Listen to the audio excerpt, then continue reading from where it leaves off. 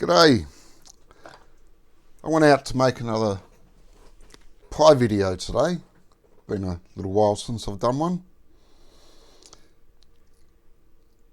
While I was eating it, I just thought maybe I should readdress my evaluation criteria a bit. Is it really relevant? I've had quite a few pies now, so does it need any reevaluation? Now, I always started, of course, must use the plain pie always. So it's the entry level pie that I use. I'm not going to change that. If I can't get the entry level pie, well, walk away, come back some other time. It's only fair, you can only compare like with like. So that is my judging criteria. Must be the plain entry level pie.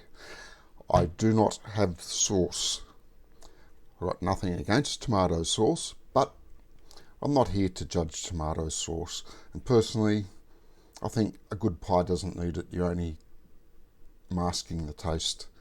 Tomato sauce is something that's really only needed to disguise the taste of a bad pie. So no tomato sauce.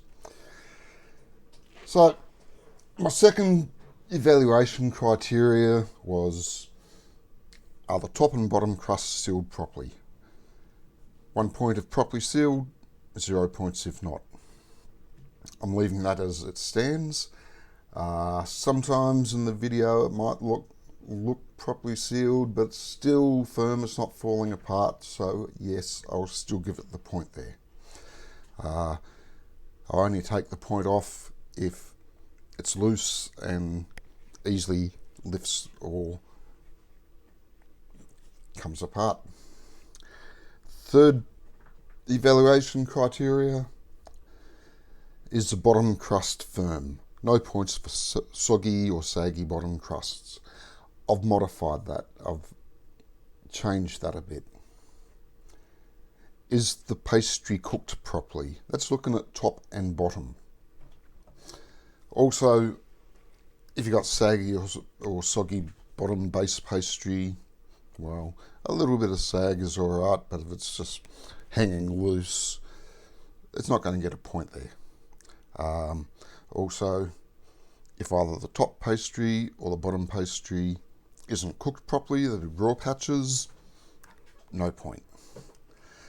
Flavour of the pie. Is the pie flavoursome? I've given it always a scale of 1 to 3 for flavour. 3 if it tastes really good, 2 if it's okay, 1 if it's got little or no taste. I was thinking about that today, is that right? But yeah, I'm going to leave it like that. But I've also changed it that I'll give 0 points if it tastes bad.